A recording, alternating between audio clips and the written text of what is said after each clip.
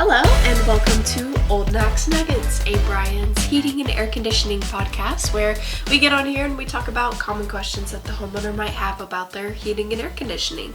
My name is Brooklyn and I am here with Bryan Nacarado, the owner and president of Bryan's Heating and Air Conditioning. How are you doing today? Well, another fantastic day, Brooklyn. How about yourself? I'm doing well. All right. Well, we've been covering a lot of different topics. What's it going to be today? Okay, I'm going to give you a scenario. Uh-huh. All right, so it's the middle of summer. I get home from work. It's hot in my house. The AC unit's running and there's ice on the lines outside. Mm-hmm. What do I do? Well, first of all, I'm going to hope and pray that you noticed that the house was not keeping up and the unit was struggling before it gets to look like this.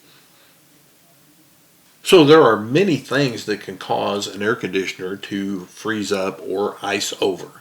And there's several factors that can come into play due to airflow problems, dirty filter, dirty indoor coil, dirty blower motor, maybe the blower motor quit working altogether. Any of those can cause an air conditioner to ice over.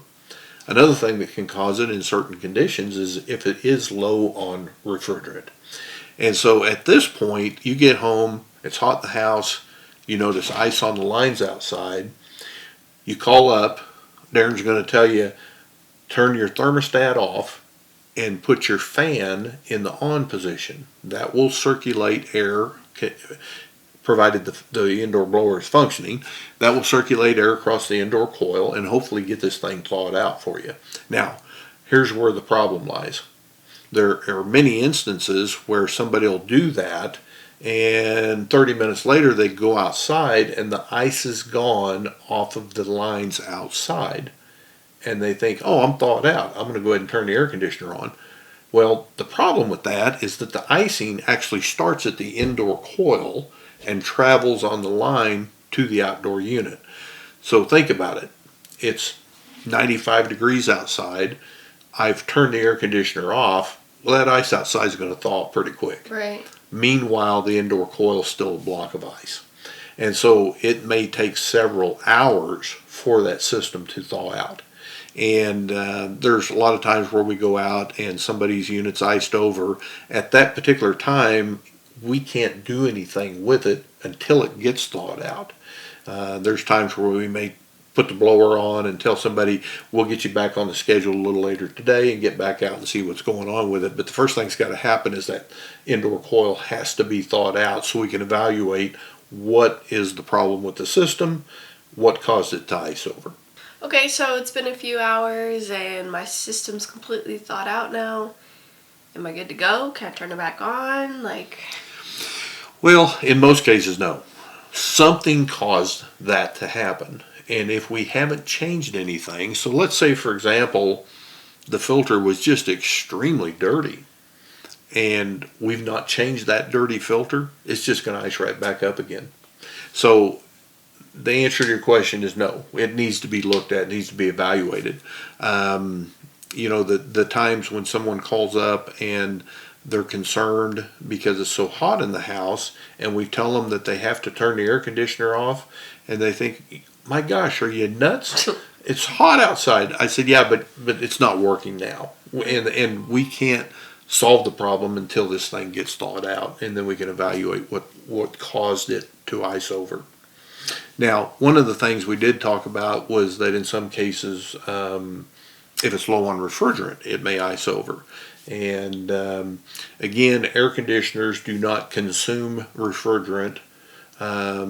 So once we put refrigerant in a system, that is a sealed system, refrigerant in theory will last forever. All we're doing is expanding to a gas and condensing to a liquid with the refrigerant throughout its cycle, and it never wears out, it never goes bad. So if the system is low on refrigerant, you've got a leak, and leaks need to be dealt with. Okay, so once I'm thawed, have a technician come back out and check it out and see what's going on? Mm-hmm. Yeah, and at that point they can evaluate what the problem was. Now, if they determine that the system is low on refrigerant, one thing that we always want to do is, where is it leaking? Can we find the leak? Can we isolate it? In some cases, refrigerant leaks are very easy to find, and in some cases they are extremely difficult to find depending on how rapidly it's leaking. And there are times where an air conditioner may be leaking just a little bit of refrigerant over a long time, 2 or 3 years, 3 or 4 years, and finally it gets low enough to the point where now it's a problem. Those leaks are really difficult to find because of the leak rate. Now, the ones where the air conditioner was working great one day and the next day it's completely out of refrigerant, we know that we had a big catastrophic problem of some kind and all the refrigerant went south. So those are obviously much easier to find. But we always want our customers and our clients we encourage them to allow us to do a leak check to see where it's leaking at. Hey, Brooklyn, another thing, you can let your podcast listeners know. If they have had to have their air conditioner recharged in the past and they've never had a leak search done or had that leak repaired, if they'd like to give us a call, I'll be glad to have a technician come out, do the leak search. If they have us do the leak repair, I will waive the charges for the leak search portion of it. They just need to make sure that they mention that they saw this on Brooklyn's podcast. How great is that? Well, thank you, Brian. You betcha. Hey, Brooklyn, before we get out of here today, how come there are no knock-knock jokes about America? Why? Because freedom rings. Until next time, this is Old Knack.